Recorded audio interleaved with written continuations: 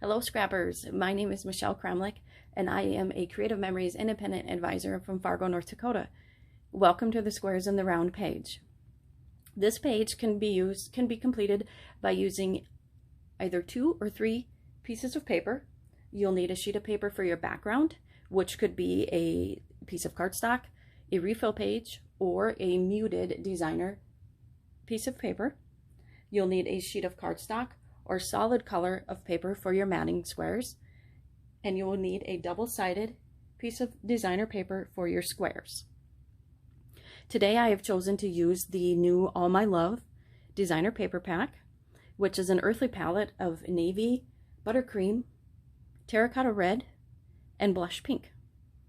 I also have laid out the coordinating cardstock colors to go with this designer paper, and they are bronze shimmer, white, navy, crimson, and rich brown.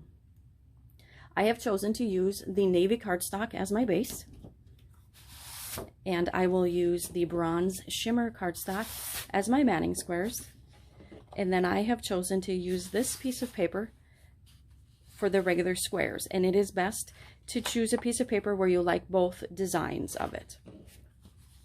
We will get rid of this paper. The only other things you will need to complete this page are your 12-inch trimmer and your adhesive. And today I am choosing to use the repositionable adhesive, as we may need to rotate our squares a little bit when we lay them down. I will set the navy piece of paper aside, as we will make all of our cuts first, and then we will assemble our page.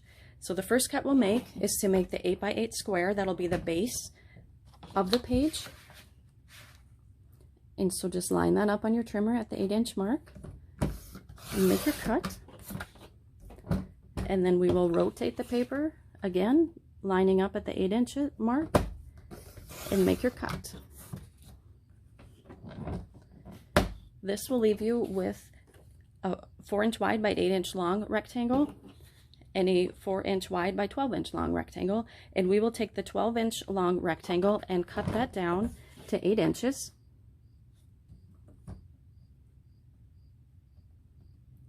We will be using actually every piece of the cardstock.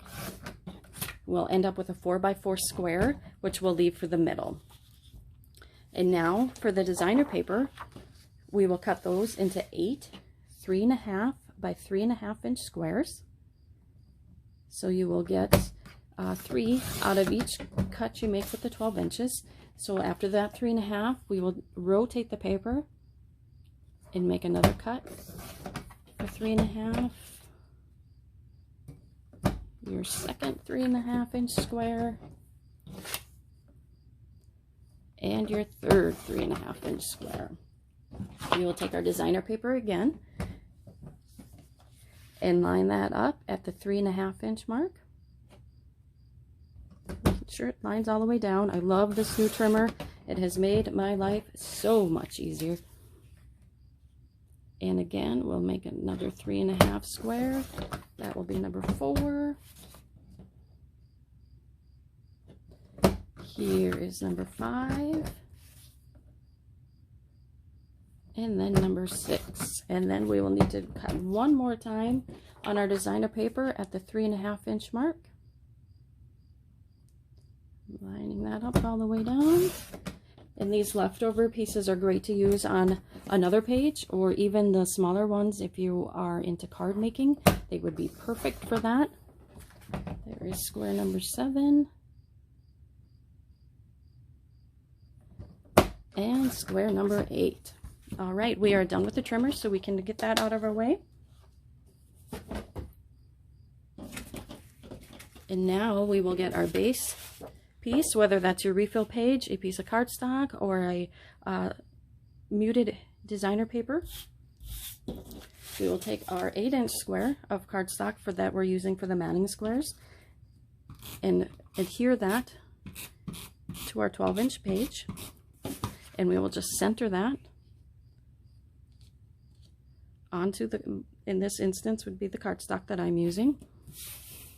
And then we will take our first 8" by 4" rectangle and adhere that. We're going to make a star shape. And so we'll try to center these two corners here. Maybe put that up just a little bit. Again, this is where the repositional tape runner comes in handy, just in case you don't get it quite right. It's easy to lift up again and rotate. As you can see, I am well off the page here. So I will just move that one down.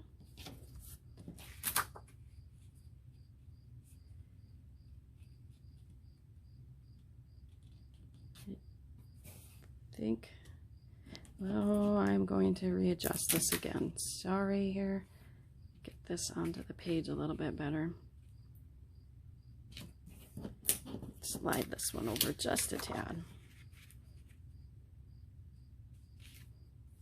There we go. And now we will start with our 8 3.5 by 3.5" squares. And I will start with the blue side first. And we will just line that up right in the first corner here. Give it maybe about 1/8 of an inch of a mat. And then we will just alternate the papers to give it this look. And we will just continue around, going into each corner of the squares that we have put down.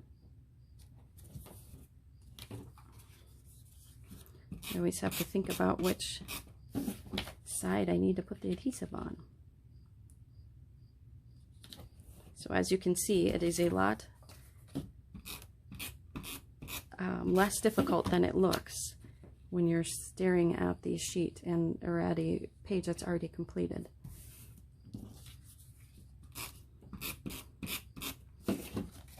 We'll continue to keep going around and just edging about 1/8 of an inch.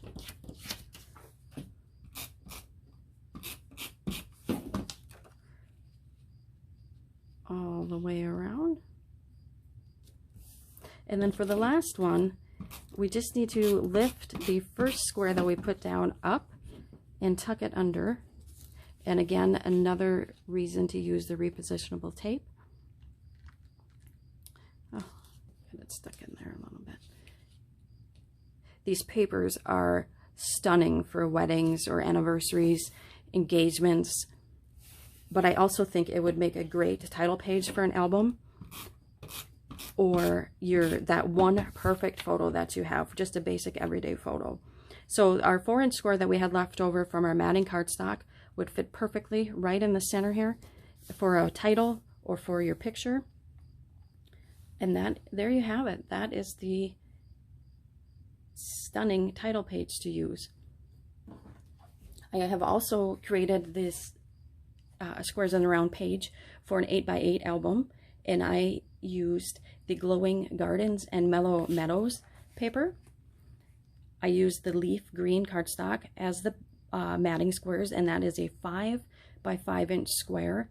And then the little designer papers are 2.5 by 2.5" squares. So that is another idea to use also for title pages. I hope you have enjoyed making your squares in the round page with me today. Happy scrapping!